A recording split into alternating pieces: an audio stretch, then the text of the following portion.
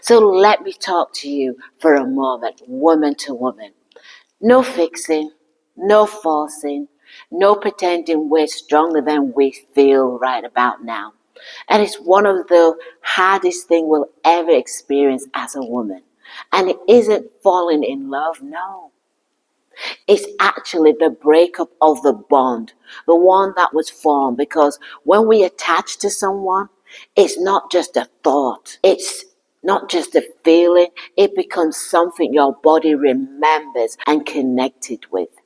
So when it's time to disconnect from the bond, when you know something is over, it can feel almost impossible to release. And that doesn't make you weak, no.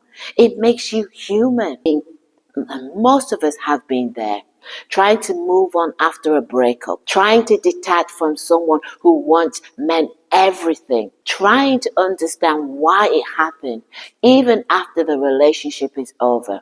Because somehow, the connection still lingers in our heart. It plays in your mind on those quiet days, the memories. The good moments come flooding back into your heart like a broken dam. And it's confusing, isn't it? Because it's at them times you're not thinking about the arguments. You're not replaying the ending, the broken promises, the cold shoulder, the moments you try to fix everything all on your own. You remember the laughters, the warmth, the moments that made you feel safe, chosen, and seen. And in those moments, you started wondering if something is wrong with you. Why am I still feeling this? Why can't I just move on? And you know what? I don't know a single woman who hasn't experienced this at one point in their life. And for a long time, I couldn't understand it myself. Why it hurt this much? Why letting go felt harder than staying stuck? Why my mind knew one thing, but my heart kept pulling me back until I finally realized something important. We are built to attach. You see, we attach because connection is how we survive. It's how we feel safe. It's how we lean into the trust, the love, and the belonging. Attachment is what keeps us close when life gets hard. It's what makes us want to protect one another, nourish each other, and grow families and communities together. So when we feel deeply connected to someone, when their absence feels heavy, it doesn't mean you're doing something wrong. No, it means you allowed yourself to love. And loving always carries risks. What you're missing the most is your heart learned their presence, the sound of their voice, the way their energy filled the room, that quiet connection even from across the room without a word. That's real connection. So when that connection ends, it's not just a person you're letting go of, it's a rhythm your life grew used to. And that's why letting go can feel so unnatural at first.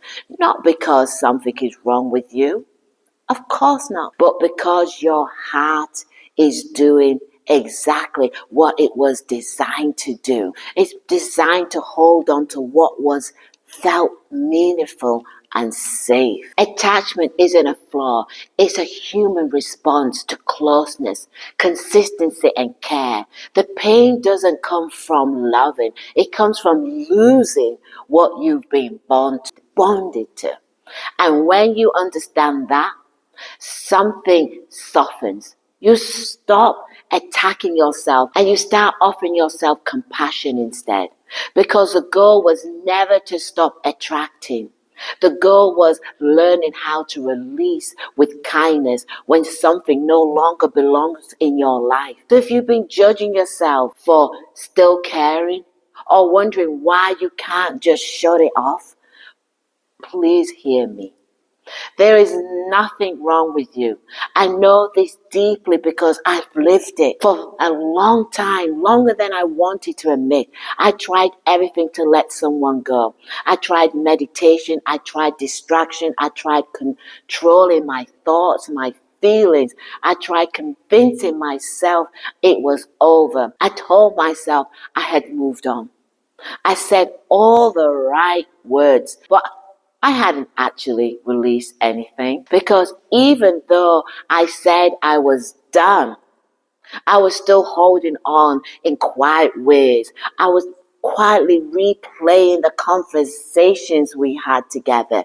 Imagine the future we could have done together. The happy moments we had. I pictured different outcomes, and if I'm being completely honest with you, because this is a safe space, yeah, I still wanted some kind of emotion um, solution. I wanted to feel like I was still the chosen one.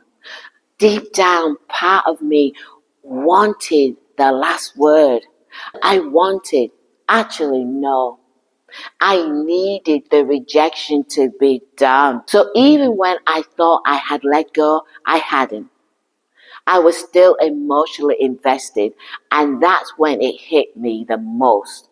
You don't let go by saying the words, you let go by accepting the truth fully.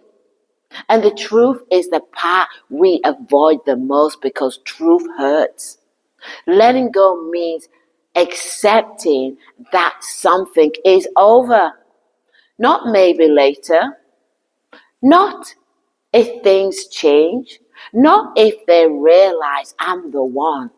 It means accepting that if it was meant to happen, it already would have. And I'm not going to pretend that accepting is gentle because it's not. Accepting is real hard and it can feel like a wave of grief moving through your chest. It's like releasing the need for answers you know you're never going to receive. It's like choosing yourself without needing the closure. And that's why it truly hurts so deeply. So this is what happens. Most people don't actually let go. They delay. They say they're moving on, but they keep the story alive. They fantasize. They still hope. They still replay moments in their mind. Sometimes they even imagine rejecting the other person just to regain a sense of control. That's not releasing. That's not letting go. So let me ask you something gently, but with love. Honestly, are you truly letting go? Or are you still keeping space for something that no longer exists? Because as long as you're doing that, a part of you is still tied to the past. And that keeps you tired, emotionally drained. The truth is, letting go requires courage.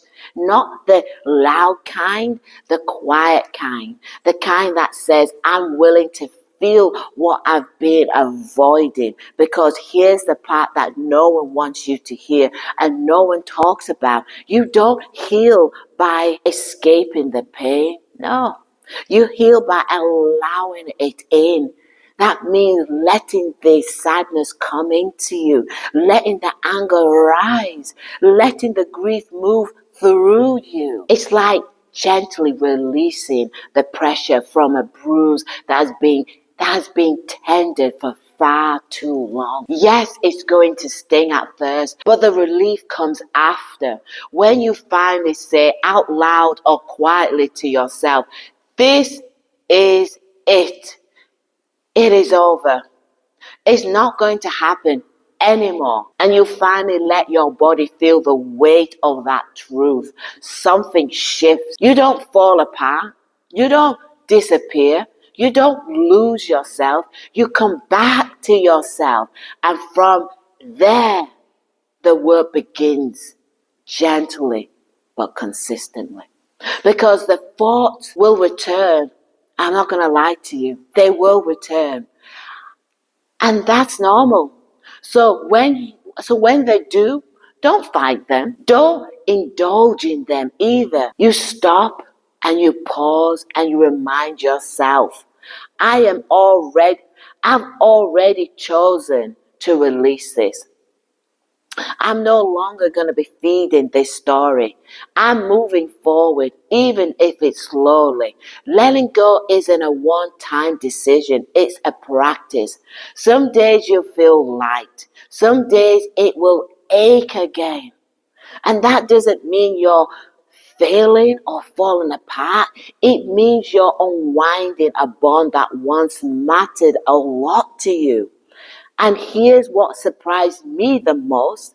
Letting go is one of the most freeing feelings you will ever do. And when you finally release someone you've been emotionally tied to for far too long, you let that energy back into yourself. Your clarity returns back. Your sense of direction returns. You stop worshiping someone who isn't choosing you. And now, I really need you to hear this. Life can't bring something new into your world when your heart is still clinging on to what has already gone. Sometimes closing one door isn't about losing, it's about making space for the next chapter. Because as long as your emotional space is occupied by someone who isn't available, there's no room for someone who is. So sometimes your mind may try to convince you that you need this person, that you won't be okay without them. But stop. Stop for a moment and ask yourself this. Who were you before they came into your life? You had a life before them. You had a life before they arrived. You laughed, you danced, you explored, you had fun, you built memories that had nothing to do with them. You survived things you never thought you would without them. And look at you now. Look at you now. You are still here, still thriving. Because no one is meant to be your entire world. That is too much weight for one person to carry. So if you're ready, tell yourself the truth. Sit with it, whatever comes up. Let your body soften. Instead of tightening, let it be released. And every time you feel yourself reaching back, remind yourself, I choose myself. I choose peace.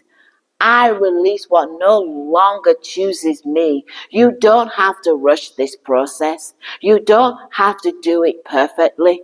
You just have to be willing, because letting go isn't the end of your story. It's the moment you step back into it. And my love, you deserve that kind of freedom. And a love that feels safe, steady, and true. I'm Estella. This is Redefine Her World, where we rise together, one brave step at a time. And if this message spoke to your heart, don't forget to like, share, and subscribe. Because another woman out there will also need this reminder too. Thank you, everybody. Bye. Bye.